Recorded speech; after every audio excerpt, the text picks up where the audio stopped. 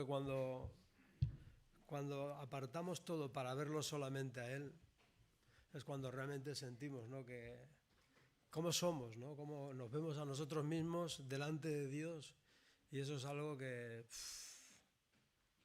nos transforma. No me transforman mis esfuerzos, que los podría hacer. No me transforma a veces las compañías, me transforma su presencia, me transforma a Él, ¿no? Porque verlo a Él implica que me veo a mí mismo tal como Él me ve, ¿no? Digo, ¿cuánto me queda, Señor? Ayúdame. Estamos en ese proceso. Bien, hoy yo había pensado que podíamos empezar leyendo unos versículos salteados en la palabra que luego nos van a llevar al tema, ¿no?, de este texto que vamos a leer. Y va a empezar Carlos, si lees la referencia y el texto, por favor. Sí, 1 Timoteo capítulo 3, versículo 8. Los diáconos asimismo deben ser honestos, sin doblez, no dados a mucho vino, no codiciosos de ganancias deshonestas. Las mujeres asimismo sean honestas. Romanos capítulo 13, versículo 13. Andemos como de día, honestamente. No para tenderos lazo, sino para lo honesto y decente, y para que sin impedimento os acerquéis al Señor. Filipenses 4:8. Y ahora, amados hermanos, una cosa más para terminar. Concéntrense en todo lo que es verdadero, todo lo honorable. Amén. Bueno, podríamos buscar muchos más textos en la Biblia, desde Génesis hasta Apocalipsis, que hablan acerca de la palabra honestidad, o que nos invitan a llevar una vida honesta. Y vamos a ver hoy qué significa llevar una vida honesta, ¿no? Porque esa palabra, no sé si alguna vez habéis oído esa expresión de para ser honestos debo decir, para ser honestos debo reconocer, para ser honestos no soy así, para ser honestos me falta, para ser honesto. Y en ese proceso estamos, pero la Biblia, tanto Pablo a Timoteo como a Filipenses, como los requisitos de un diácono, una persona que quiera servir en la iglesia tiene que ser honesto. Lo dice la palabra. Las mujeres tienen que ser honestas. Los hombres tienen que ser honestos. Y diremos, bueno, ¿qué tiene que ver esto con el capítulo que hoy vamos a leer de Juan 7, ¿verdad? Que nos habla acerca del agua de vida, ¿no?, que va a brotar de nosotros, esos ríos de agua viva que saldrán de nosotros. Pues vamos a leer despacito, porque vamos a ver un contraste poderoso entre unas personas que intentaban matar a Jesús, personas deshonestas, frente a la honestidad de Cristo. Porque Cristo no nos pide que llevemos una vida honesta y ahí lo deja. No, Él nos da todos los recursos que necesitamos para que nosotros llevemos una vida honesta. No nos ha abandonado, no lo ha dejado ahí tenéis un mandamiento más. No se trata de eso. Él ha hecho todo lo necesario para que podamos llevar una vida de honestidad, honesta, sincera, decorosa. Vamos a ir viendo todo esto, ¿verdad? Antes de comenzar el culto, un hermano me comentaba cómo un joven de una iglesia donde él estaba hace un tiempo, un joven de 46 años, que lideraba a los jóvenes, pues lo destinaron a otro ministerio y en ese ministerio, bueno, pues le exigieron una serie de cosas unas personas y como esta persona se negó por principios cristianos, por ser honesto, bueno, pues acabaron con su vida. Le dispararon, lo mataron, un joven de 46 años, con todo por delante.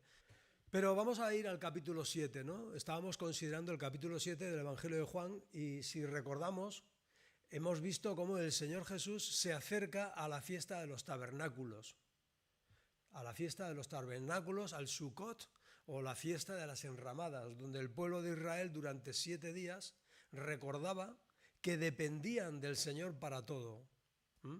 Y esta fiesta tiene un colofón, el séptimo día, el último día era el más importante. Y hoy vamos a hablar de ese último día. ¿Y qué dice Jesús en ese último día? Pero vamos a ir leyendo poco a poco y paso a paso. Vamos a situarnos en ese capítulo 7 de Juan, en el verso 25. Algunos de los que vivían en Jerusalén comenzaron a preguntarse unos a otros, ¿no es ese el hombre a quien procuran matar? Sin embargo, está aquí, hablando en público, y nadie le dice nada. ¿Será que nuestros líderes ahora creen que es el Mesías, el enviado de Dios? ¿Pero cómo podría serlo?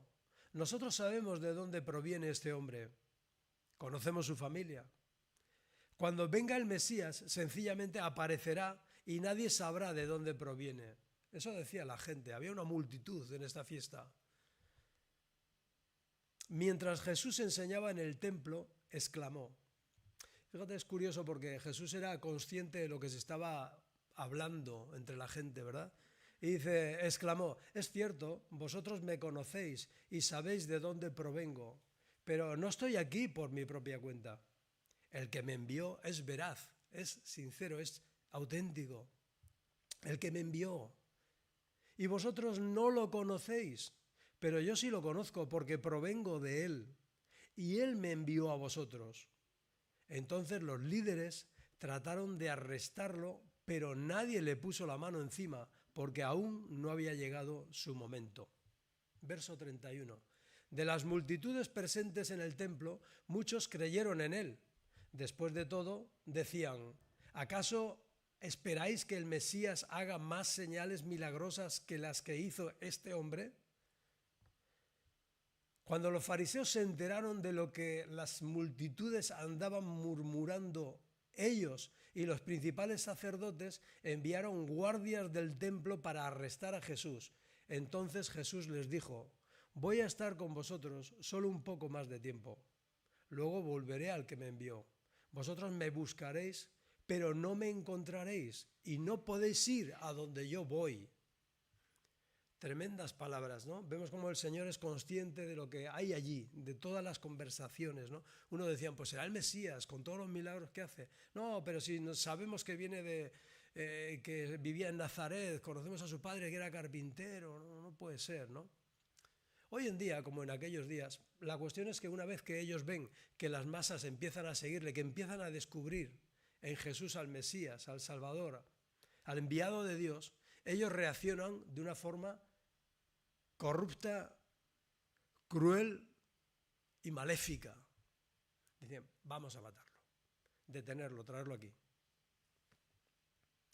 Hoy en día hay líderes religiosos que se llaman cristianos que engañan a las masas hablando del evangelio, de un cierto evangelio, pero no tienen ningún temor, no tienen ningún tipo de escrúpulo en luego llevar a esas masas a verdaderas falsedades, a seguir a muñecos, a adorar a muñecos. Y dicen que es parte de la tradición.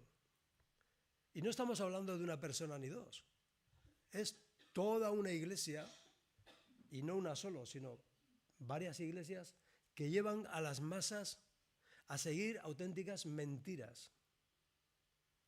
No son honestos, porque conocen el Evangelio, conocen la Biblia, como lo conocían estos judíos, también conocían las Escrituras, pero no soportaban al que había enviado Dios, al recurso que había propuesto Dios, al único recurso que Dios había propuesto. Pues hoy en día, en nuestros días, en nuestra sociedad y sobre todo en países de corte católica, muchas personas hablan desde una perspectiva cristiana, pero totalmente falsa.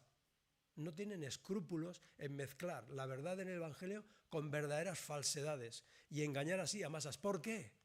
Porque no quieren perder sus privilegios, no quieren perder la dominación que tienen sobre esas personas. No hace falta que pongan nombres, ¿verdad? Ahora bien, hay también pseudopastores en congregaciones llenas de personas pobres que viven opíparamente a cuenta de ellos. No son honestos. No están ahí por Cristo. Pero fíjate que el Señor dice tanto a unos como a otros, dice una palabra aquí donde termina el versículo, dice, y no podéis ir a donde yo voy. Si lo hubiera dicho cualquier otra persona, bueno, Pero si Cristo dice, esas personas no pueden ir donde yo voy, es que todas esas personas que están diciendo falsedades continuamente desde los púlpitos, todas esas personas no pueden estar donde Él está porque no son honestos. Hemos empezado duro, ¿no? Hemos empezado duro, pero es que es el Evangelio. Dice, a mí me ha enviado mi Padre y no me creéis. Dice, pero voy a estar un poco más de tiempo con vosotros, pero es que donde yo estoy, vosotros no vais a poder estar. No podéis ir a donde yo voy. Y es que la honestidad, la sinceridad, la transparencia de una persona es una característica propia de los discípulos de Cristo, de quienes siguen a Cristo, de quienes son llevados por el Espíritu de Cristo. ¿Cómo puede haber una persona que esté siendo guiada por el Espíritu Santo, que esté obedeciendo a lo que Cristo le muestra y esté viviendo en falsedad? Una persona que es templo del Espíritu Santo podrá hacer más o podrá hacer menos, pero es sincera. Hermano, no puedo llegar hasta ahí, no puedo hacer lo que me estás pidiendo, no puedo. Pero en la medida en que pueda, soy honesto y sirvo y trabajo. Y la honestidad también tiene mucho de reconocer hasta dónde no podemos llegar. ¿O qué? ¿Cuál es nuestro propósito? ¿Cuál es mi objetivo? Y todos nos movemos por algo. Y como decía hace un momento Luisa, yo descubrí luego que tuve que aún estando en la iglesia, aún habiéndole dicho que sí a Jesús, pero había muchas cosas en mi vida que me tuvo que mostrar el Espíritu Santo, me tuvo que mostrar que no podía seguir viviendo así, que estaba siendo deshonesta. Lo ha dicho ella. Y yo creo que todos los que aquí estamos, en mayor o menor medida, hemos tenido momentos de poca honestidad. Porque vamos persiguiendo cosas. Hay cosas que nos mueven. Dice el verso 35, entonces estos líderes judíos, fijaros bien en esta palabra, cómo comienza el verso 35 en esta versión, dice, desconcertados. Estas palabras de Jesús que le dice, no podéis estar donde yo estoy, no vais a poder venir donde yo voy. Dice, esto los desconcierta, los vuelve locos. ¿Entendéis qué es un concierto? Un concierto es cuando todo suena bien y armónico. Un desconcierto es cuando todo suena, cada instrumento va a su aire, a su lío, ¿no? Y dice, estos hombres, de repente, escuchando estas palabras de Jesús, se desconcertaron. No sabían cómo sonaba todo aquello. Desconcertados por estas palabras, los líderes judíos se preguntaban, ¿pero a dónde pensará ir? ¿Estará pensando en salir del país e ir a los judíos dispersos en otras tierras? Tal vez hasta les enseñe a los griegos. ¿A qué se refiere cuando dice, me buscaréis pero no me encontraréis? No podéis ir donde yo voy. La verdad desconcierta a la persona deshonesta. La verdad la desconcierta. Cuando nosotros vamos con la verdad a las personas, se desconciertan. ¿Por qué? Porque tienen su propio concierto mental y la verdad nos conmueve. Cuando confrontamos a una persona con la verdad, digo, no, lo que estás diciendo es totalmente falso y es antibíblico. ¿Cómo? Se enfada. No estás viviendo conforme a lo que dice la palabra. Se enfada. Pero es que es así. El último día del festival, seguimos en el verso 37, y aquí llegamos a un punto importantísimo de este capítulo. Dice, el último día del festival, el más importante, Jesús se puso de pie y gritó a la multitud, todo el que quiera o el que tenga sed, cualquiera que tenga sed, puede venir a mí. Todo el que crea en mi Padre, en mí, puede venir y beber. Pues las Escrituras declaran, de su corazón brotarán ríos de agua viva. Y con la expresión de agua viva se refería al Espíritu Santo, el cual se le daría a todo el que creyera en él. Y quiero resaltar la palabra todo, cualquiera. A todo el que creyera en él. Pero el Espíritu aún no había sido dado, porque de forma permanente, porque Jesús todavía no había entrado en su gloria.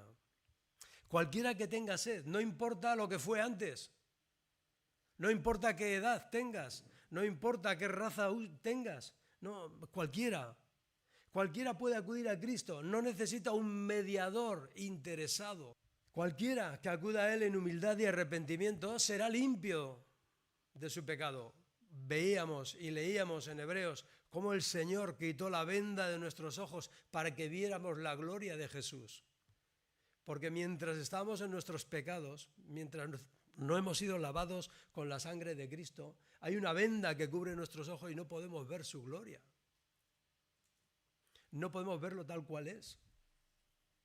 Ahora, cualquiera, dice el Señor, que venga y beba, cualquiera que crea en mí, recibirá el don del Espíritu Santo para poder vivir honestamente. Qué honesto es Cristo, ¿verdad?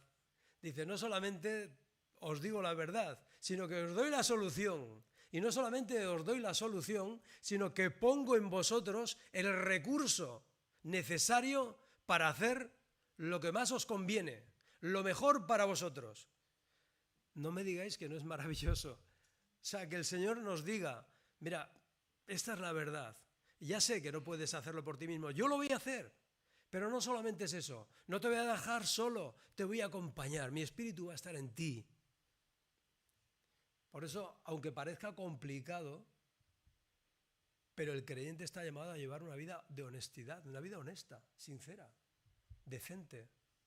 Y es a lo que nos invita la Biblia una y otra vez, es a lo que nos invita Dios. Mira lo que dice el profeta Isaías, 700 años antes, en el capítulo 12. Dice, con alegría vosotros beberéis abundantemente de la fuente de la salvación.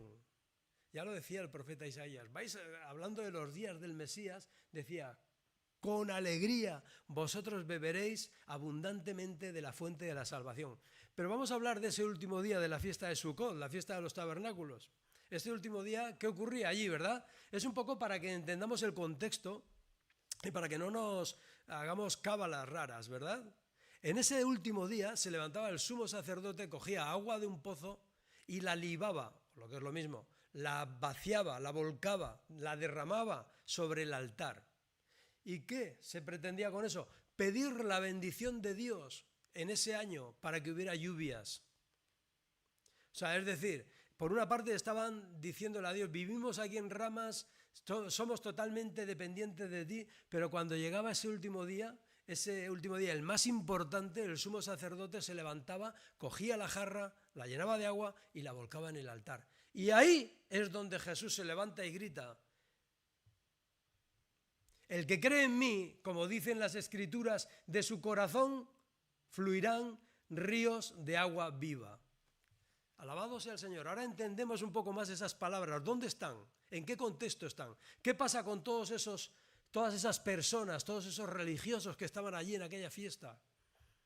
Esto los desconcierta, no solamente los desconcierta, es que ahora la reacción que van a tener va a ser tremenda.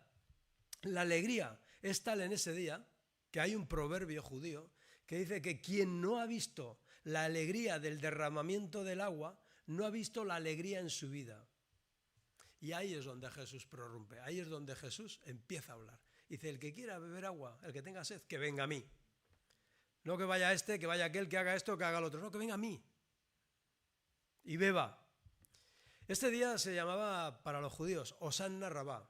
Y Hosanna Rabá trata sobre todo de la salvación y del agua. De la salvación y del agua. ¿Y Jesús de qué habla?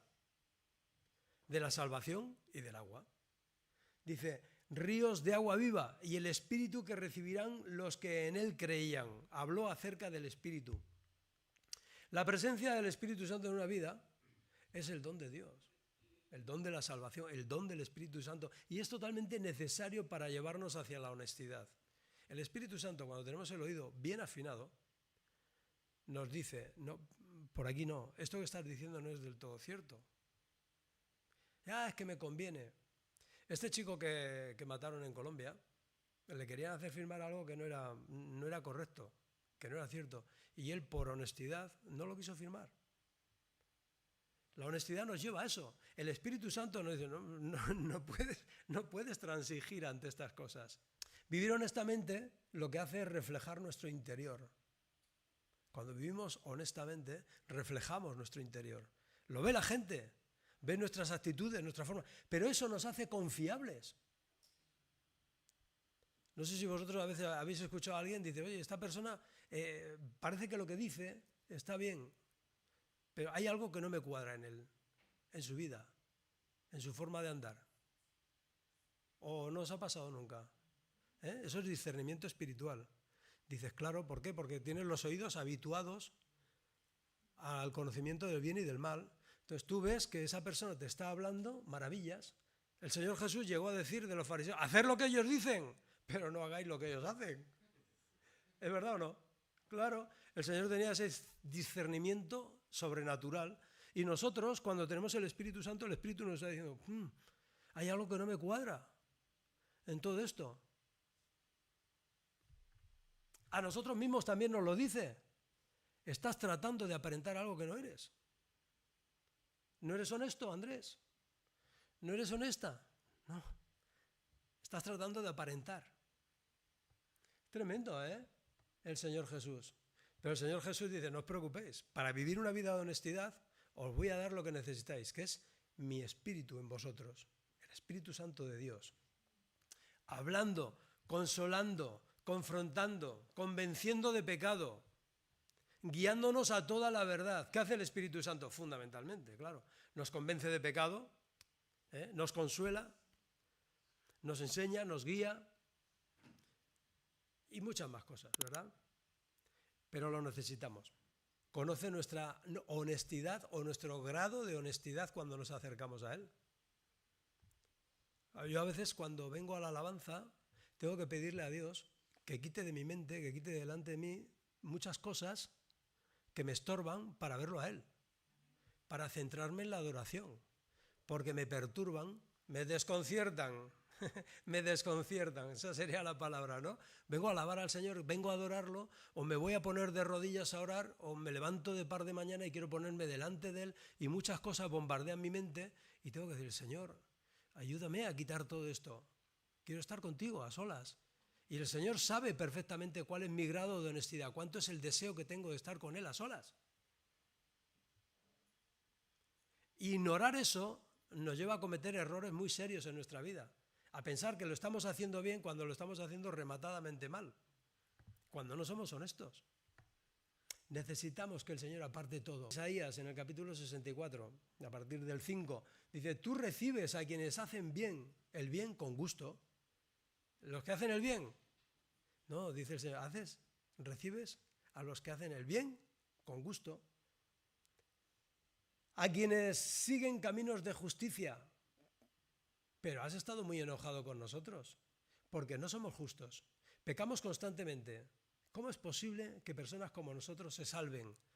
Pues por Cristo, por su gracia.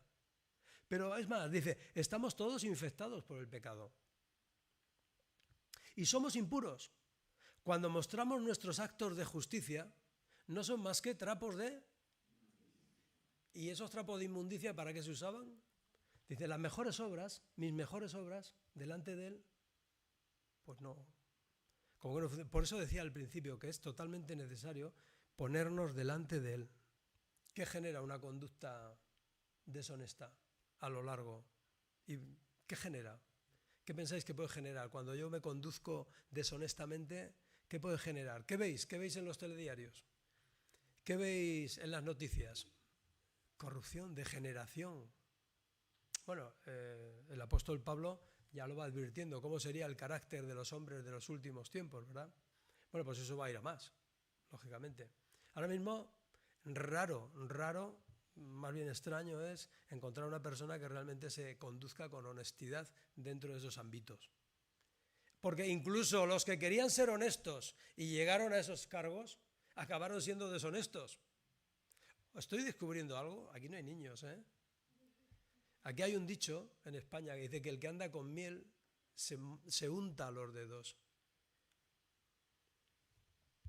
La conducta deshonesta nos lleva a una corrupción total y absoluta y a una degeneración personal. Ahora bien, cuando una persona abre su corazón por fe al Señor, una persona joven o una persona adulta o una mujer o un hombre, es igual, de una raza que de otra. Cuando una persona por fe abre su corazón a las palabras del Mesías y acude a Él y le recibe como su Salvador y Señor, además de la salvación, recibe también el don del Espíritu Santo. Porque dice, todos los que crean en mí. Hay por ahí personas que insisten en que hacen falta más cosas para recibir el Espíritu Santo. Yo no lo creo. Yo creo las palabras de Jesús y me parece que no dan lugar a dudas. Otra cosa es la llenura del Espíritu Santo o la plenitud, que es diferente. Pero la presencia del Espíritu Santo cuando crees en Él.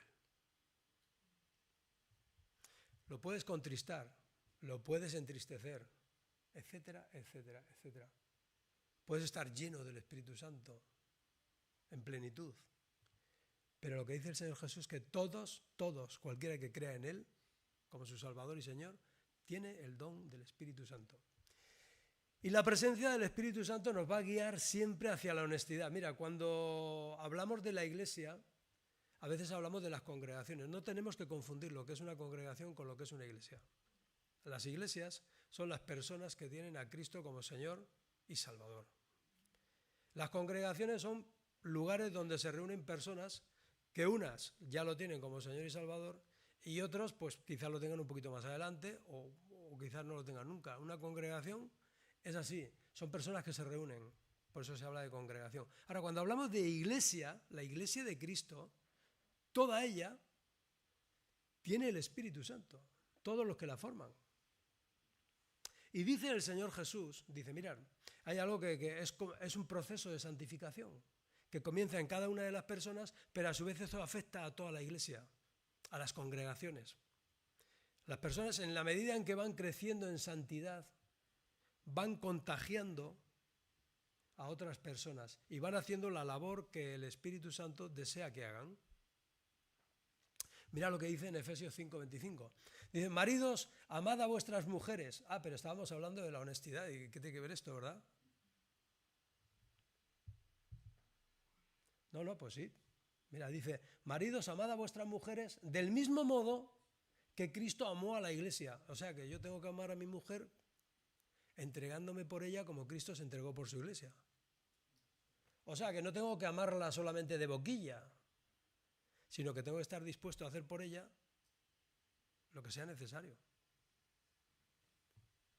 Y cuando digo lo que sea necesario, que no sea algo que me lleve en contra de Dios, de la voluntad de Dios, lógicamente.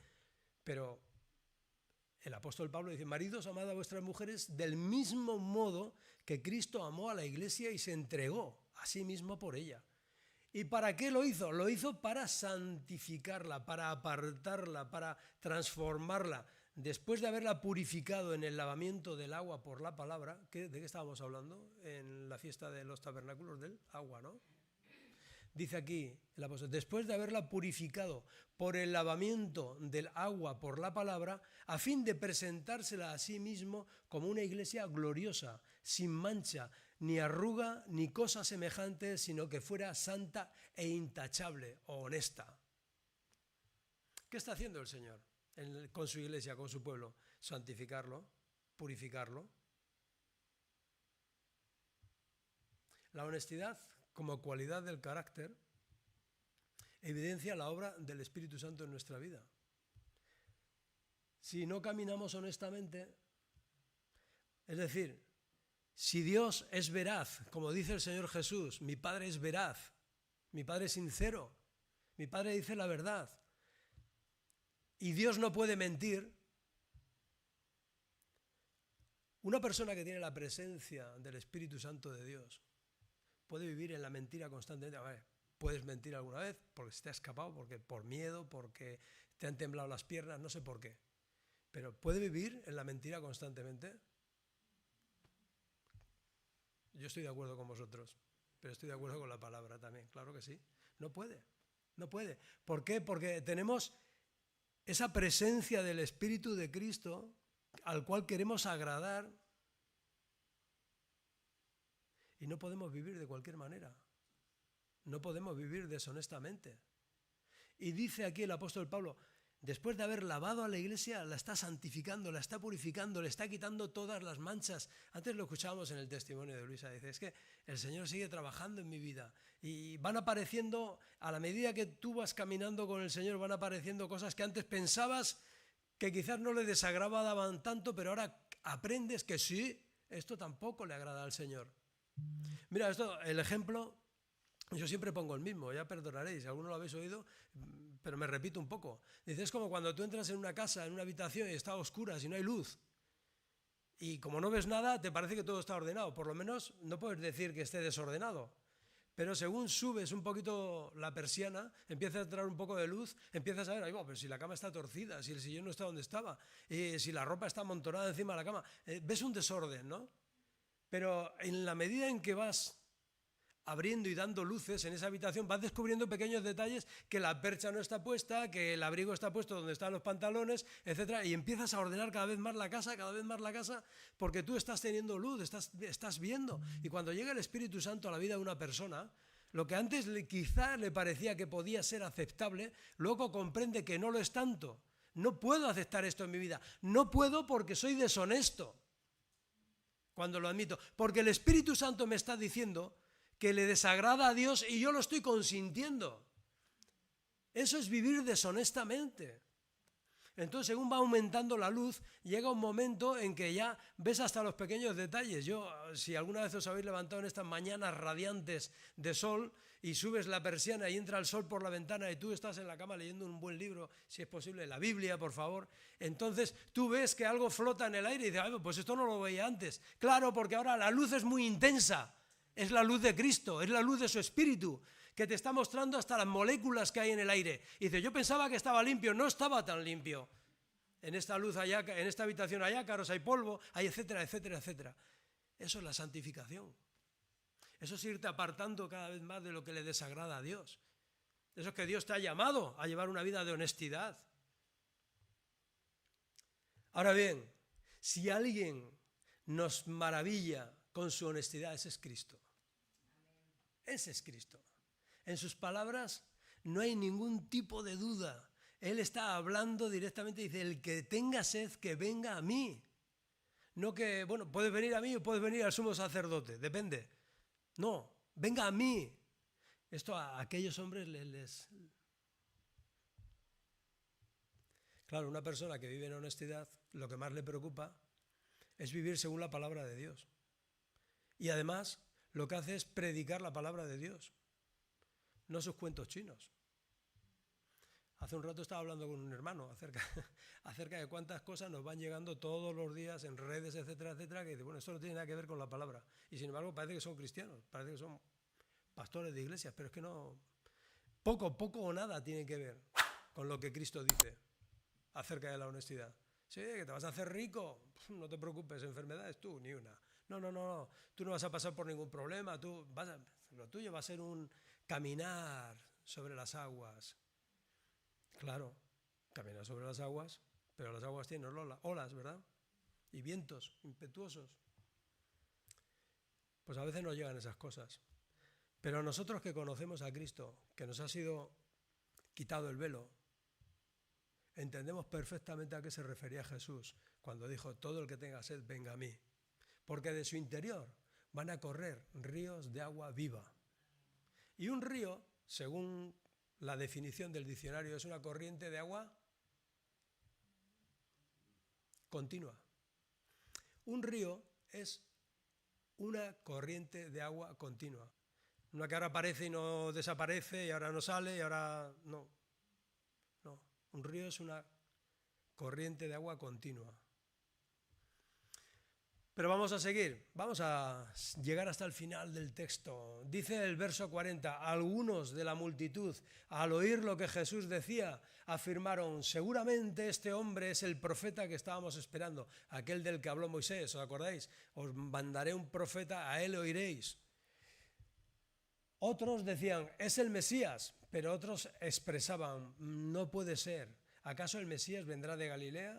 Pues las Escrituras dicen claramente que el Mesías nacerá del linaje real de David, en Belén, la aldea donde nació el rey David. Así que hubo división entre la multitud a causa de Jesús, a causa de él. Algunos querían que lo arrestaran, pero nadie le puso la mano encima. Y esto siempre ocurre cuando hablamos de Jesús. Hay división. Hay personas que aceptan lo que se les dice y hay personas que no lo aceptan. Verso 45. Cuando los guardias del templo regresaron sin haber arrestado a Jesús, los principales sacerdotes y los fariseos les preguntaron: ¿por qué no lo trajisteis? Pero es que jamás hemos oído a nadie hablar como él habla, contestaron los guardias. Y entonces los religiosos, los líderes, les dicen: ¿también vosotros os habéis dejado engañar? Se burlaban los fariseos de ellos. Qué cosa, ¿verdad? Y les decían: ¿habrá siquiera uno de nosotros, gobernantes o fariseos, que crea en él? Esa multitud tonta que lo sigue es ignorante de la ley. Está bajo la maldición de Dios. ¡Wow! ¡Qué fuerte!, ¿verdad? ¿A qué os recuerda esto? La amenaza constante en algunos sectores que se llaman iglesia cristiana, que utilizan la maldición como herramienta de sometimiento a las personas. Si te vas de la cobertura, si te sales de la cobertura, si ya no... cualquier cosa que hagas, caes en maldición. ¿Por qué? Se supone que la cobertura te la están dando ellos, que son quienes conocen, quienes saben, pero no es eso de lo que habla Jesús. Jesús dice: el que tenga sed, venga a mí, para que de su interior broten ríos de agua viva. Y hermanos y hermanas, y esto luego sale en YouTube también, pues que sepáis que hay muchas personas que, usando la palabra de Dios, lo único que están haciendo es someter a esclavitud a muchas personas sinceras y honestas que quieren seguir a Dios. Y que los están confundiendo, haciéndoles pensar que someterse a ellos es someterse a Dios. Merecen respeto las personas que están en eminencia, merecen respeto, merece honra todo el que está en la iglesia. Desde el más pequeño al mayor, todos merecen respeto.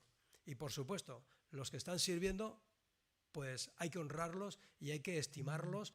Eso no significa que nos tengamos que someter a todas las personas y en cualquier circunstancia.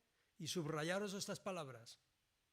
Esa multitud tonta que lo sigue a Jesús, verso 50, entonces tomó la palabra Nicodemo, el líder que había ido a ver a Jesús, de noche, por cierto, porque temía que lo vieran los líderes. Dice, tomó la palabra Nicodemo, el líder que había ido a ver a Jesús, y dijo: ¿es legal condenar a un hombre antes de darle la oportunidad de defenderse? Preguntó. ¿También tú? Preguntó él. Entonces ellos le contestaron: ¿también tú eres de Galilea? Estudia las Escrituras y compruébalo tú mismo. Jamás ha salido un profeta de Galilea. ¡Wow! Los conocedores de la Escritura. Conocían la Escritura, pero no conocían al Señor de la Escritura, al autor de la Biblia, ¿verdad? Por eso hay que desbrozar, por eso hay que ponerse delante de la palabra de Dios sin estorbo. Nosotros tenemos aquí un librito, un Nuevo Testamento, me gusta mucho, que pone: no juzgues a la ligera a Jesús sin conocerlo. Y yo creo que hoy es un día para tomar esas palabras y decir: Señor, no juzgues a Jesús a la ligera. Escudriña las Escrituras. Mira a ver, ¿dónde dijo Jesús esas palabras? ¿Qué quería decir? Y concluimos. Por lo menos hay 5 cosas que me gustaría dejar claras en esta mañana.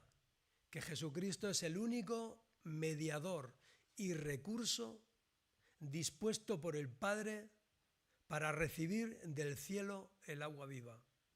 El único. El ayudador, el consolador y la guía que necesitamos para vivir honestamente en un entorno deprimente y corrupto. Porque no me digáis que no resulta difícil vivir vidas honestas sin la ayuda del Señor en este entorno en el que vivimos. Si los mismos jóvenes, cuando hablo con ellos, que pastor, que hay una lucha tremenda. Claro. Hay una lucha, la vas a tener siempre. Si la carne, dice Romanos, no solamente no quiere someterse a Dios, que no puede. Entonces vas a tener siempre una lucha. Tienes que ser honesto, tienes que ser honesta. y contar con el recurso que Dios te ha dado, que es la presencia de su Espíritu Santo en tu vida, hablándote, dirigiéndote, consolándote, perdonándote. Para ser honestos, podríamos decir, tenemos la costumbre de hablar siempre sinceramente, cueste lo que cueste. Para ser honestos, vivimos de forma íntegra y sin doblez. Es decir, tengo la misma cara en la iglesia que fuera de la iglesia que en el campo. Eso es integridad. Para ser honestos, nuestro sí es sí y nuestro no es no. Porque eso dice la palabra también, que vuestro sí o sí sea sí y vuestro no sea no. Todo lo demás es pecado. Vaya, vamos a ir a coger los versículos más complicadillos, ¿eh? No. La honestidad es una cualidad de quienes sirven en la iglesia. Debe serlo. Y si no eres honesto contigo mismo, pues olvídate, tampoco serás honesto con los de fuera. La persona que no es honesta consigo mismo, tampoco lo es con los de fuera. Pero vamos a terminar con el Salmo 15, que es un salmo que yo creo que retrata o fotografía el semblante de una persona íntegra, de una persona honesta. Yo creo que como ejemplo de honestidad no hay otro ejemplo como el de Cristo, el cual, pasase lo que pasase, siempre dijo la verdad, lo necesario. Pero dice el Salmo 15, dice, Señor, ¿quién puede adorar en tu santuario? ¿Quién puede entrar en tu presencia, en tu monte santo?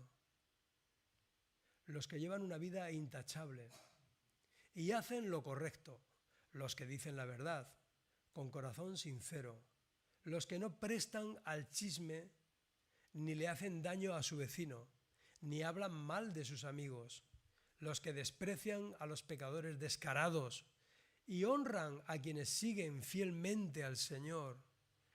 ¿Quién sigue al Señor fielmente? Pues su iglesia. Y honran a quienes siguen fielmente al Señor y mantienen su palabra aunque salgan perjudicados. Los que prestan dinero sin cobrar intereses y no aceptan sobornos para mentir acerca de alguien inocente. Bueno, esa gente permanecerá firme para siempre. Cuando vamos a orar, cuando vamos a leer su palabra, es necesario que nos examinemos a nosotros mismos, ¿verdad? No solamente cuando hacemos la Santa Cena o la Cena del Señor, sino en todo momento. Pues que el Señor os bendiga. Y yo creo que este capítulo 7 ha dado mucho de sí. Ha dado mucho de sí. A mí lo que es, me ha enseñado muchas cosas. Y espero que hayamos aprendido por lo menos 2. Dependemos totalmente del Señor y el Señor nos lleva a una vida de honestidad. Esa es la bendición. Y la bendición es su presencia en nuestra vida. Pues que el Señor os bendiga. Vamos a acabar con esa alabanza. Nos ponemos de pie.